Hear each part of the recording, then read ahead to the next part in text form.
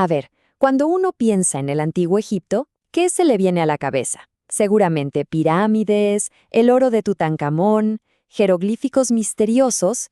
Pero miren, detrás de toda esa grandeza había una maquinaria de poder súper sofisticada, tan compleja como la de cualquier gobierno de hoy. Y justo de eso vamos a hablar, de la verdadera estructura política de los faraones.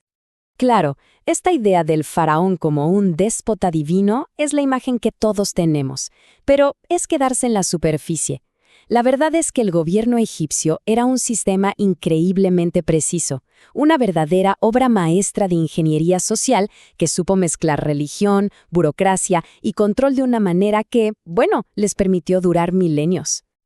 Para entender cómo gobernaban, primero hay que entender el mito. El faraón no era un simple rey, para nada. Se le veía como la encarnación viviente de Maat. ¿Y qué era Maat? El concepto cósmico de orden, de equilibrio, de justicia. Así que su rol no era un privilegio, Era una responsabilidad divina. Y aquí está la genialidad política de todo el asunto.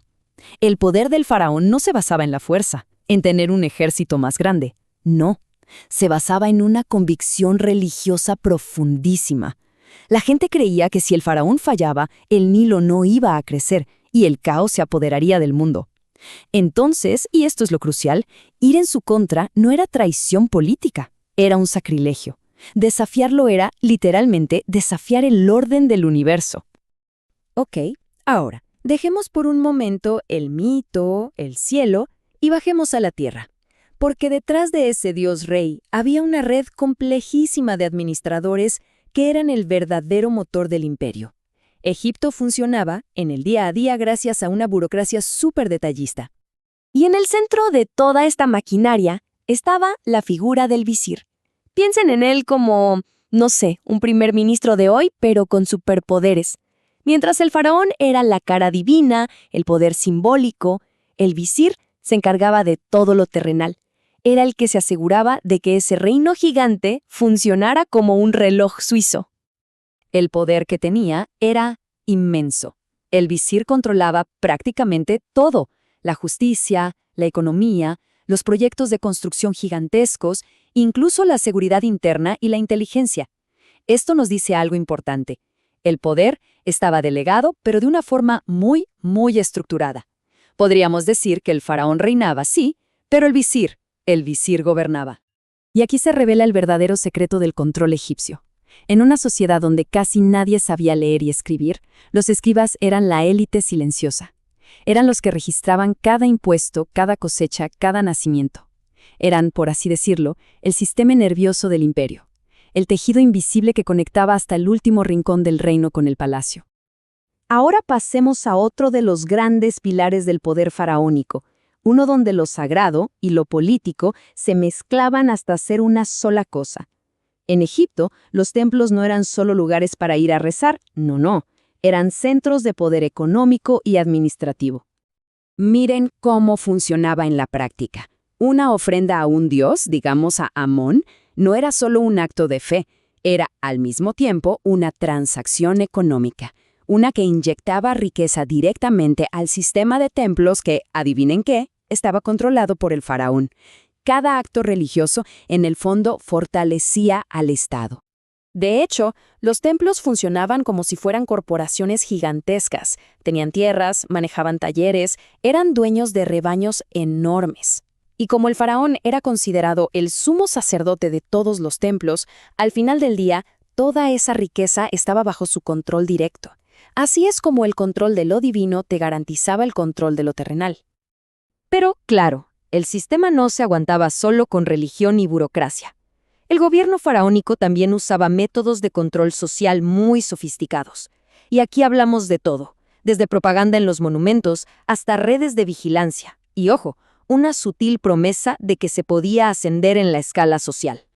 Lejos de esa imagen de paraíso o de paz, Egipto era un estado que se vigilaba a sí mismo. Había informantes en las provincias, los gobernadores mandaban informes secretos, y como lo demuestran documentos encontrados en Deir el Medina, las denuncias entre vecinos eran algo común. El Estado básicamente tenía ojos y oídos por todas partes. Y claro, detrás de todo ese esplendor, las pirámides, los templos, había un costo humano inmenso. Miles de campesinos eran reclutados de forma obligatoria para trabajar en las obras del faraón durante la inundación del Nilo.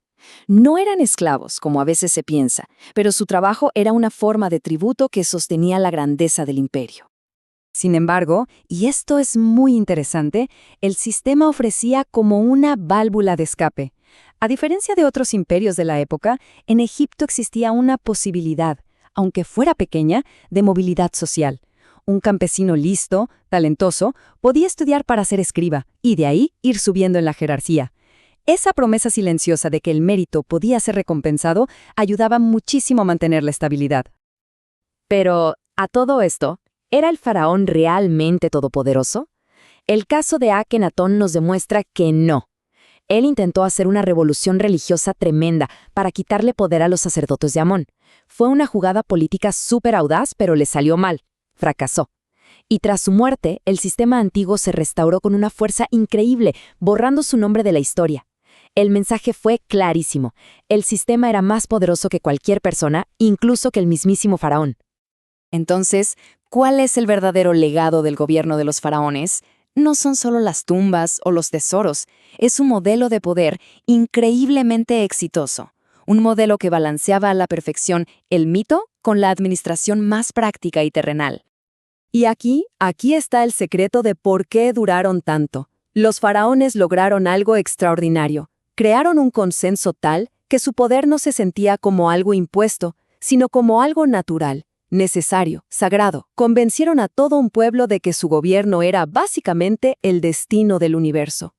Al final, su monumento más grande no está hecho de piedra, sino de psicología. Fue su profunda comprensión de la necesidad humana de orden, de fe, de un propósito, lo que les permitió construir una civilización que duró 3 milenios. No solo gobernaron un territorio, gobernaron el alma de su gente. Y esa es la idea con la que nos quedamos. Este modelo de legitimar el poder con símbolos, con rituales, con una gran historia de unidad y destino, no se murió con los faraones. Para nada. Sigue vivo hoy en todo el mundo. Su manual de poder, de alguna manera, nunca ha dejado de leerse.